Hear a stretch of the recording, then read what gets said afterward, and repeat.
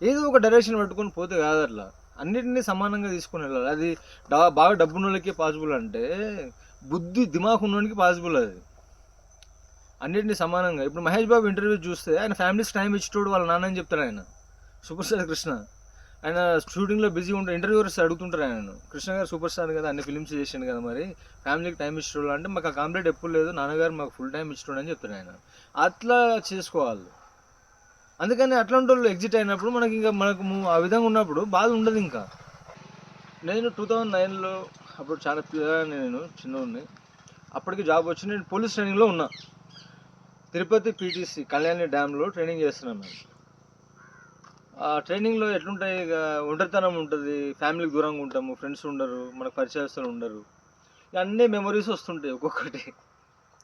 దానిలో ఒక అతను ఉండేటోడు, ఆయనకు ఏదో ఒక అమ్మాయితోటి ఏదో లవ్ ఏదో సంథింగ్. మనము ఒక వ్యక్తితోటి ఆ, కర్కశంగా చాలా నిర్దయగా బిహేవ్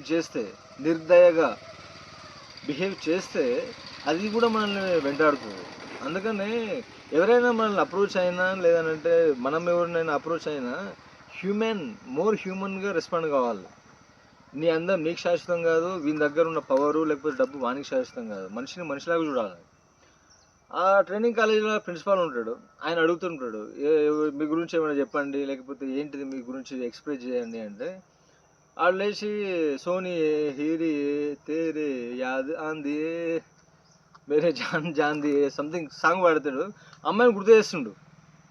ఏడ్చిండు, యాక్చువల్లీ కళ్ళలో నీళ్ళు వచ్చినాయి, నేను చూసిన, నాకు ఇంకా గుర్తుంది. అంటే ఏంటిది, ఇప్పుడు ఆ పర్సన్ మనకు నియర్ బై ఉన్నప్పుడు మనము వాళ్ళతోటి మానవత్వంతో లవ్ ఇదంతా అవసరం లేదు.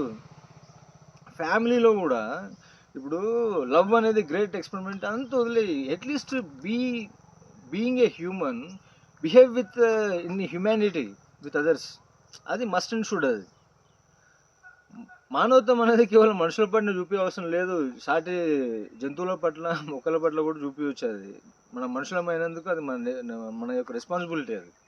కాబట్టి అట్లా ఉండాలి బిహేవియర్. దూరం అయిన తర్వాత ఏడిస్తే లాభం లేదు. వాళ్ళు మన పక్కన ఉన్నప్పుడే, మన తోడు ఉన్నప్పుడే వాళ్ళ వాల్యూ చూడాలి. అందుకని నేను కలిసి ఉన్నప్పుడు, విడిపోయినప్పుడు ఎవరి గురించి పెద్దగా ఏడ్చేది ఏమి ఉండదు నాకు.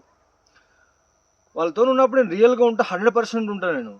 కాబట్టి వాళ్ళు నా నుంచి దూరం అయిపోయినా ఆ టైంకి బాధ ఉంటుంది, ఆ టైంకి ఏడుస్తా. అంటే ఎవరైనా చనిపోయినప్పుడు. కానీ నేను దాని గురించి పెద్దగా ఏం ఆలోచించి ఏడవడం అనేది తర్వాత జరగదు ఇంకా. ఎందుకంటే నేను ఫుల్లెస్ట్గా ఉంటాను, నేను ఎంత ఉండగలుగుతానో అంత ఉంటాను. నా టోటల్